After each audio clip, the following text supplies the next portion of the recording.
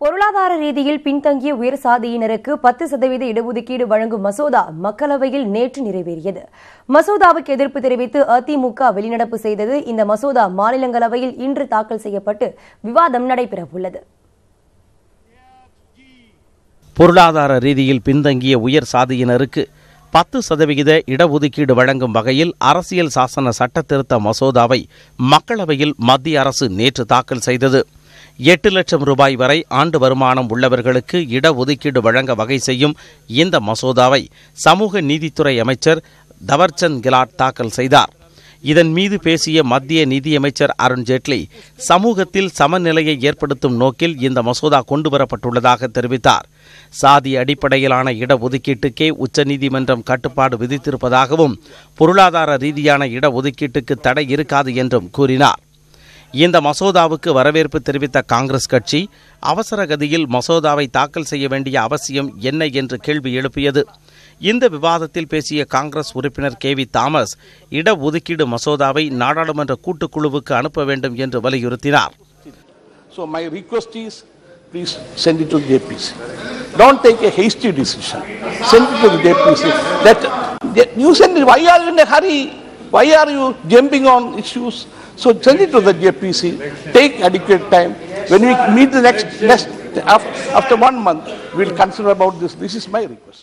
Marxist communist, தேசியவாத காங்கிரஸ், ஐக்கிய ஜனதாதளம், சிவசேனா, தெலுங்கானா ராஷ்டிரிய சமிதி ஆகிய கட்சிகளும் ஆதரவு தெரிவித்தன. தனியார் துறை மற்றும் நீதித்துறையிலும் இடஒதுக்கீட்டை அமல்படுத்த வேண்டும் என்று லோக் ஜனசக்தி கட்சி தலைவர் ராம்விலாஸ் பாஸ்வான் வலியுறுத்தினார்.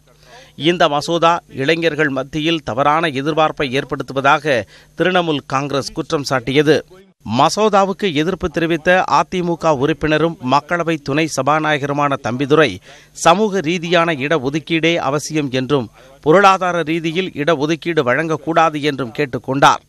இந்த மசோதாவுக்கு உச்சநீதிமன்றம் தடை விதிக்க வாய்ப்பு இருப்பதாகவும் தேர்தலுக்காக மட்டுமே இது பயனளிக்கும் என்றும் அவர் கூறினார். தமிழகத்தில் சமூக ரீதியான இடஒதுக்கீட்டிற்கு 50 விழுக்காடு உச்சவரம்பு தடையாக இருப்பதாக குறிப்பிட்ட தம்பிதுரை, படேல் போன்ற இடஒதுக்கீடு கேட்டு போராடும் சமூகத்தினரையும் இணைத்து இடஒதுக்கீட்டை 69 விழுக்காடாக உயர்த்துவதற்கு அரசியல் சாசன அங்கீகாரம் வழங்கலாம் என யோசனை தெரிவித்தார். 69% for the socially injustice people. First you need, because the population of India is most backward, social justice people are more than 90% are living. Therefore include all the caste in that list and lift the ceiling to 50 to even 70%. தேர்தல் வாக்குறுதியில் கூறியவாறு அனைவரது வங்கி கணக்கிலும் 15 லட்சம் ரூபாய் போட்டிருந்தால் இடஒதுக்கீட்டுக்கான அவசியமே ஏற்பட்டிருக்காது என்றும் தம்பிதுரை தெரிவித்தார். பொருளாதார நிலை மாறுவதற்கு வாய்ப்பு இருப்பதால் இடஒதுக்கீட்டை வரையறுக்க முடியாது என்று அவர் கூறினார். 4.5 மணி நேரம் நடைபெற்ற விவாதத்திற்கு பதிலளித்த அமைச்சர் தவர்சந்த் கெலாட், இந்த இடஒதுக்கீட்டை உச்சநீதிமன்றம் ஏற்றுக்கொள்ளும் என்று நம்பிக்கை தெரிவித்தார். ஆனால் இந்த மசோதாவுக்கு அதிமுக எதிர்ப்பு தெரிவிப்பதாக கூறி அவையில் இருந்த ஒரே அதிமுக எம்பியான தம்பிதுரை வெளிநடப்பு செய்தார். Whatever this government present provided now, say 10% of quota for economic weaker section will create confusion and corruption, and also it may not be able to implement properly. Okay. That is why we are IDMK party subjecting of this bill, and I am working out. மசோதாவுக்கு இந்திய union முஸ்லீம் league, AIMIS ஆகிய கட்சிகளும் எதிர்ப்பு தெரிவித்தன. இறுதியில் நடத்தப்பட்ட வாக்கெடுப்பில் 323 பேர் ஆதரவும் 3 பேர் எதிர்ப்பும் தெரிவித்தனர். இதன் மூலம் மசோதா நிறைவேறியது.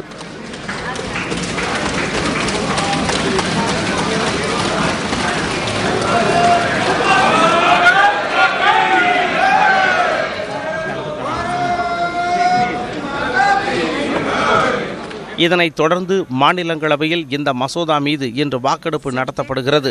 இதற்காகவே மாநிலங்களவை கூட்டத்தொடர் இன்று வரை நீட்டிக்கப்பட்டுள்ளது. மாநிலங்களவையிலும் இந்த மசோதா நிறைவேறும் என்று உள்துறை அமைச்சர் ராஜ்நாத் சிங் நம்பிக்கை தெரிவித்துள்ளார். இந்நிலையில் ட்விட்டரில் பதிவிட்டுள்ள பிரதமர் நரேந்திர மோடி, மக்களவையில் இடஒதுக்கீடு மசோதா நிறைவேறியிருப்பது நமது தேசத்தின் வரலாற்றில் முக்கியத்துவம் வாய்ந்தது என்று தெரிவித்துள்ளார். சமூகத்தில் அனைத்து பிரிவு மக்களுக்கும் நீதியை உறுதிப்படுத்துவதற்கான வலுவான நடவடிக்கையாக இது அமைந்துள்ளது என்றும் பிரதமர் தெரிவித்துள்ளார். பொங்கல் பண்டிகையை ஒட்டி வரும் 14ஆம் தேதியும் அரசு விடுமுறையாக இருக்கும் என்று தமிழக அரசு அறிவித்துள்ளது. இதன் மூலம் பொங்கல் பண்டிகைக்கு கல்வி நிறுவனங்கள் மற்றும் அரசு அலுவலகங்களுக்கு தொடர்ந்து 6 நாட்கள் விடுமுறை கிடைக்க உள்ளது. தமிழகத்தில் பொங்கல் பண்டிகை வரும் 15ஆம் தேதி முதல் 17ஆம் தேதி வரை கொண்டாடப்படுகிறது. சனி, ஞாயிற்றுக்கிழமையான 12 மற்றும் 13ஆம் தேதிகளில் ஏற்கனவே விடுமுறை உள்ளது. எனவே சொந்த ஊர் செல்லும் மக்களின் வசதிக்காக 14ஆம் தேதி அரசு விடுமுறை விட வேண்டும் என்று பல்வேறு தரப்பிலும் கோரிக்கை விடுக்கப்பட்டது. இதனை பரிசீலித்த தமிழக அரசு பொங்கலுக்கு முந்தைய தினமான 14ஆம் தேதி அனைத்து கல்வி நிறுவனங்கள் மற்றும் அரசு அலுவலகங்களுக்கு உள்ளூர் விடுமுறை விடுத்து அரசாணை வெளியிட்டுள்ளது. இந்த விடுமுறையை ஈடு செய்யும் வகையில் அடுத்த மாதம் 9ஆம் தேதியான 2வது சனிக்கிழமை பணி நாளாக இருக்கும் என்று தமிழக அரசு அறிவித்துள்ளது. அரசின் இந்த அறிவிப்பு மூலம் 6 நாட்கள் தொடர் விடுமுறை கிடைக்க உள்ளது. மேலும் சி மற்றும் டி பிரிவு ஊழியர்களுக்கு பொங்கல் போனஸ் அறிவிக்கப்பட்டுள்ளது. இதன்படி 30 நாட்கள் ஊதியத்துக்கு இணையான தொகை தற்காலிக மிகை ஊதியமாக வழங்கப்படும் என அறிவிக்கப்பட்டுள்ளது. அனைத்து சி மற்றும் டி பிரிவு அரசு பணியாளர்கள், உள்ளாட்சி பணியாளர்கள், அரசு மானியம் பெறும் கல்வி நிறுவனங்களில் பணியாற்றும் பணியாளர்கள் அனைவருக்கும் 3000 ரூபாய் உச்சவரம்பின் அடிப்படையில் மிகை ஊதியம் வழங்கப்படும் என அரசின் செய்திக்குறிப்பில் குறிப்பிடப்பட்டுள்ளது. கிராம உதவியாளர்கள், அங்கன்வாடி ஊழியர்கள், ஒப்பந்த பணியாளர்கள் உள்ளிட்டோருக்கு 1000 ரூபாயும், 2000 ரூபாய் ஓய்வூதியம் பெறுவோருக்கு 500 ரூபாயும் வழங்கப்படும் என அரசு அறிவித்துள்ளது. இதனிடையே தமிழகம் முழுவதும் குடும்ப அட்டைதாரர்களுக்கு பொங்கல் பரிசு தொகுப்பு வழங்கும் பணி தீவிரமாக நடைபெற்று வருகிறது.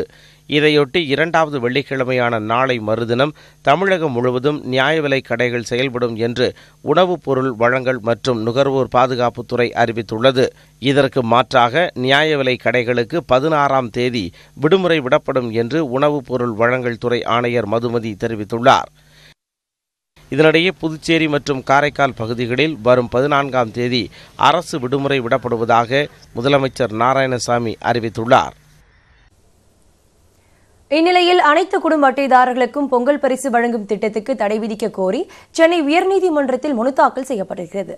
கோவையை சேர்ந்த சமூக ஆர்வலர் டேனியல் ஜேசுதாஸ் தாக்கல் செய்துள்ள இந்த மனுவில் பொங்கல் பரிசு வழங்குவது அரசுக்கு கூடுதல் சுமையை ஏற்படுத்தும் என்று தெரிவிக்கப்பட்டுள்ளது.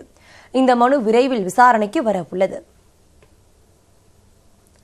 இதனிடையே திருவள்ளுவர் தினத்தை ஒட்டி வரும் 16ஆம் தேதியும் வள்ளலார் நினைவு தினத்தை ஒட்டி 21ஆம் தேதியும் சென்னை மாவட்டத்துக்கு உட்பட்ட பகுதிகளில் மதுபான கடைகளுக்கு விடுமுறை விடப்பட்டுள்ளது. அன்றைய தினம் மதுக்கூடங்களும் உணவகங்களுடன் கூடிய மது கடைகளும் மூட உத்தரவிடப்பட்டுள்ளது. இதை மீறினால் கடும் நடவடிக்கை எடுக்கப்படும் எனவும் எச்சரிக்கை விடுக்கப்பட்டுள்ளது.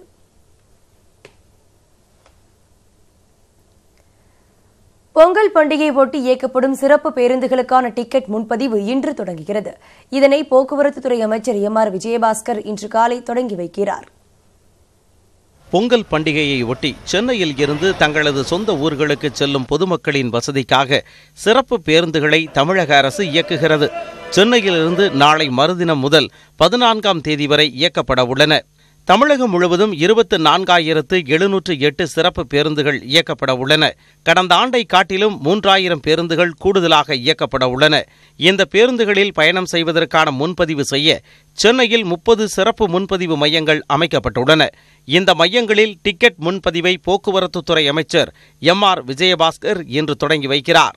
வரும் 14ஆம் தேதி வரை இந்த மையங்கள் இயங்கும் என அறிவிக்கப்பட்டுள்ளது. சென்னையில் கோயம்பேடு பேருந்து நிலையத்திலிருந்து மதுரவாயல் பூவிருந்தவள்ளி வழியாக வண்டலூருக்கு பேருந்துகள் செல்லும் என்று அறிவிக்கப்பட்டுள்ளது. தாம்பரம் சானட்டோரியத்திலிருந்து கும்பகோணம், தஞ்சை செல்லும் பேருந்துகளும், தாம்பரம் ரயில் நிலைய பேருந்து நிலையத்திலிருந்து திருவண்ணாமலை செல்லும் பேருந்துகளும் இயக்கப்பட உள்ளன. மாதவரம் புதிய பேருந்து நிலையத்திலிருந்து ஆந்திர பிரதேசத்தை நோக்கி செல்லும் பேருந்துகளும், கே நகரிலிருந்து கிழக்கு கடற்கரை சாலை வழியாக புதுச்சேரி, கடலூர் செல்லும் பேருந்துகளும் இயக்கப்பட உள்ளன. பூந்தமல்லி பேருந்து நிலையத்திலிருந்து வேலூர், தருமபுரி, ஓசூர் நோக்கி செல்லும் பேருந்துகள் இயக்கப்படும் என்று தமிழக அரசு அறிவித்துள்ளது. மத்திய அரசை கண்டித்து நாடு தழுவிய அளவில் அரசு ஊழியர்கள் மற்றும் வங்கி ஊழியர்கள் இன்றும் வேலைநிறுத்தத்தில் ஈடுபட உள்ளனர். இதனால் மக்களின் இயல்பு வாழ்க்கை 2வது நாளாக பாதிக்கப்பட உள்ளது. விலைவாசி உயர்வு, பொருளாதார நெருக்கடி, வேலைவாய்ப்பின்மை அதிகரிப்பு ஆகியவற்றை கண்டித்து நாடு தழுவிய அளவில் 10 தொழிற்சங்கங்கள் சார்பில் 2 நாள் வேலைநிறுத்தத்துக்கு அழைப்பு விடுக்கப்பட்டது. முதலாவது நாளான நேற்று அனைத்து துறை அரசு ஊழியர்கள், வங்கி மற்றும் காப்பீட்டுத்துறை ஊழியர்கள், விவசாயிகள் உள்ளிட்டோர் போராட்டத்தில் ஈடுபட்டனர். தமிழகத்தை பொறுத்தவரை பெரிய அளவில் பாதிப்பு ஏற்படவில்லை. எனினும் சென்னை அண்ணா சாலையில் நடைபெற்ற ஆர்ப்பாட்டத்தில் வங்கி மற்றும் ஆயுள் காப்பீட்டு நிறுவன ஊழியர்கள் கலந்து கொண்டனர். கேரளாவில் கடைகள் அடைக்கப்பட்டிருந்தன. பேருந்துகளும் இயங்காததால் தமிழகத்தில் இருந்து செல்லும் பேருந்துகள் எல்லையிலேயே நிறுத்தப்பட்டன. இதேபோல கர்நாடகா செல்லும் பேருந்துகளும் ஓசூர் பேருந்து நிலையம் வரையே இயக்கப்பட்டன. புதுச்சேரியில் வணிக நிறுவனங்கள், பெட்ரோல் நிலையங்கள் மூடப்பட்டிருந்ததுடன் பேருந்துகளும் இயங்கவில்லை. நாடு முழுவதும் சாலை மறியல், ரயில் மறியல் உள்ளிட்ட போராட்டங்கள் நடைபெற்றன. இந்நிலையில் மத்திய அரசை கண்டித்து 2வது நாளாக இன்றும் வேலைநிறுத்தம் நடைபெறவுள்ளது.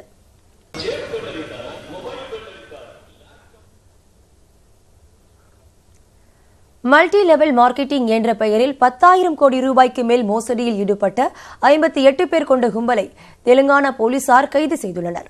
அவர்களிடம் இருந்து முதல் கட்டமாக 2 கோடியே 70 லட்சம் ரூபாய் பணத்தை பறிமுதல் செய்யப்பட்டுள்ளது. ஹாங்காங்கைச் சேர்ந்த விஜய் ஈஸ்வர் என்பவர் அமெரிக்காவை தலைமையிடமாக கொண்டு மல்டி லெவல் மார்க்கெட்டிங் தொழிலை கடந்த 1998ஆம் ஆண்டில் தொடங்கினார். அதில் நஷ்டம் ஏற்பட்டதை அடுத்து நண்பர்கள் மூலம் மலேசியா மற்றும் சீனாவில் தனது நிறுவனத்தை பதிவு செய்தார். அங்கு இருந்து பல வெளிநாடுகளில் தனது வியாபாரத்தை விரிவுபடுத்தியுள்ளார். 2004ஆம் ஆண்டில் கியூநெட் என்ற நிறுவனத்தை தொடங்கி விட்டமின் பவுடர்கள், நகைகள் உள்ளிட்ட பல்வேறு பொருட்களை இந்தியாவில் விற்பனை செய்துள்ளார். இதற்காக முகவர்களை நியமித்து அவர்களிடம் முன்பதிவு கட்டணமாக தலா 10,000 ரூபாய் முதல் 50,000 ரூபாய் வரை பணம் வசூலிக்கப்பட்டுள்ளது. இதில் 3 பேரை சேர்த்து விடுவோருக்கு மாதந்தோறும் குறிப்பிட்ட அளவில் பணம் கிடைக்கும் எனவும் ஆசை வார்த்தை கூறியுள்ளார். இதனை நம்பி ஐடி நிறுவன ஊழியர்கள் மற்றும் வேலையில்லா பட்டதாரிகள் என அதிகமானோர் பணம் செலுத்தி ஏமாந்துள்ளனர். அந்த வகையில் 10,000 கோடி ரூபாய் வரை மோசடியில் ஈடுபட்டதாக கியூநெட் நிறுவனத்தின் மீது சென்னை, பெங்களூர், ஹைதராபாத், மும்பை, டெல்லி உட்பட நாடு முழுவதும் பல வழக்குகள் நிலுவையில் உள்ளன.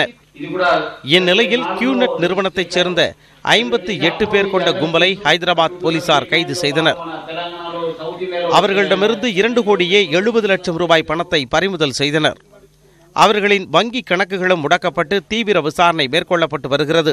இந்நிறுவனத்தில் முதலீடு செய்து பாதிக்கப்பட்டவர்கள் புகார் அளித்தால் உரிய நடவடிக்கை எடுக்கப்படும் என்று ஹைதராபாத் போலீசார் தெரிவித்துள்ளனர். விழுப்புரம் மாவட்டத்தை தொடர்ந்து வேலூர் மாவட்டம் விரைவில் 3ஆக பிரிக்கப்படும் என்று பத்திரப்பதிவுத்துறை அமைச்சர் KC வீரமணி தெரிவித்துள்ளார். விழுப்புரம் மாவட்டம் கள்ளக்குறிச்சி தனி மாவட்டமாக செயல்படும் என்று சட்டப்பேரவையில் முதலமைச்சர் எடப்பாடி பழனிசாமி நேற்று அறிவித்தார். இந்நிலையில் வேலூரில் இருந்து ஓசூர், திருச்சி உள்ளிட்ட பல்வேறு பகுதிகளுக்கு செல்லும் 8 புதிய பேருந்துகளை பத்திரப்பதிவுத்துறை அமைச்சர் KC வீரமணி நேற்று கொடியசைத்து தொடங்கி வைத்தார்.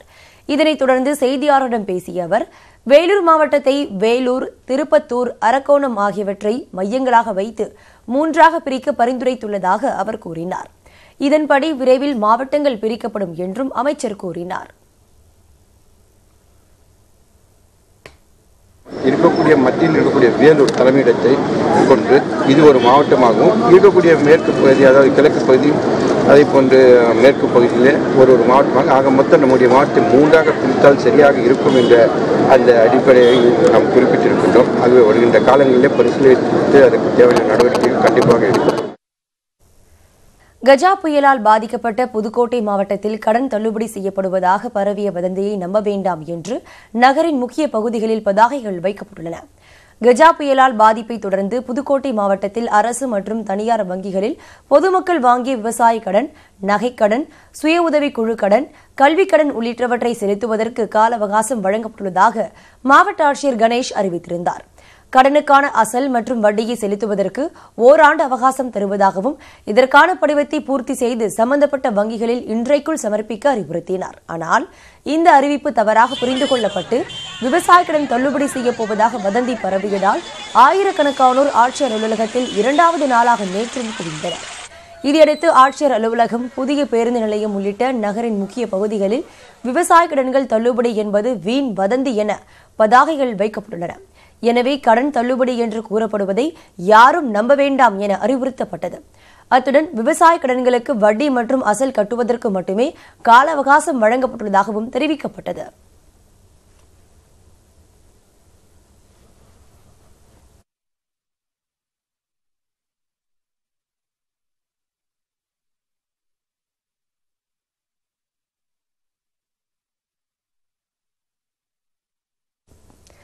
கோவை அருகே காட்டு யானை தாக்கி ஆதிவாசி பெண் ஒருவர் உயிரிழந்தார். கோவை மாவட்டம் தொண்டாமுத்தூரை அடுத்த வெள்ளியங்கிரி மலைப்பகுதியில் தற்போது இடப்பெயர்ச்சி காலம் என்பதால் காட்டு யானைகளின் நடமாட்டம் அதிகரித்துள்ளது. இந்நிலையில் முள்ளங்காடு ஆதிவாசிகள் குடியிருப்பு பகுதியைச் சேர்ந்த சாடியம்மாள் விறகு பொறுக்க அருகில் உள்ள வனப்பகுதிக்கு சென்றுள்ளார். அப்போது திடீரென எதிரே வந்த யானை சாடியம்மாளை தூக்கி வீசியது. இதில் சம்பவ இடத்திலேயே அவர் உயிரிழந்தார். கடந்த வாரம் இதே இடத்தில் கிட்டி மூப்பன் என்பவர் ஒற்றை யானை தாக்கி உயிரிழந்தார். 10 நாள் இடைவெளியில் இருவர் யானை தாக்கி உயிரிழப்பது முள்ளங்காட்டில் சோகத்தை ஏற்படுத்தியுள்ளது.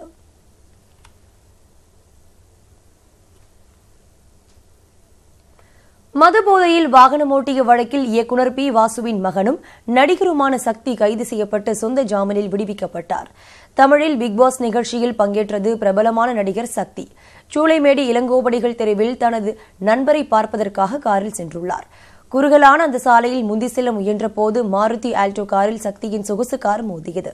இதனைத் தொடர்ந்து சக்தியின் வாகனம் நிற்காமல் செல்ல முயன்றதால் பொதுமக்கள் இணைந்து சக்தியின் காரை மடக்கி பிடித்தனர். காருக்குள் நடிகர் சக்தி இருப்பதைக் கண்டு அதிர்ச்சியடைந்த பொதுமக்கள் போலீசாருக்கு தகவல் அளித்தனர். அண்ணாநகர் போக்குவரத்து புலனாய்வு பிரிவு போலீசார் சக்தியை காவல் நிலையத்துக்கு அழைத்து சென்றனர். அவரிடம் நடத்தப்பட்ட விசாரணையில் மது அருந்தி இருந்தது தெரிய வந்தது. சக்தியிடமிருந்து ஓட்டுநர் உரிமம், கார் சாவி உள்ளிட்டவற்றை பறிமுதல் செய்தனர். அவர் மீது மது போதையில் வாகனம் ஓட்டி விபத்தை ஏற்படுத்துதல் உள்ளிட்ட 2 பிரிவுகளில் வழக்கு பதிவு செய்யப்பட்டது. கைது செய்யப்பட்ட சக்தி சொந்த ஜாமீனில் விடுவிக்கப்பட்டார்.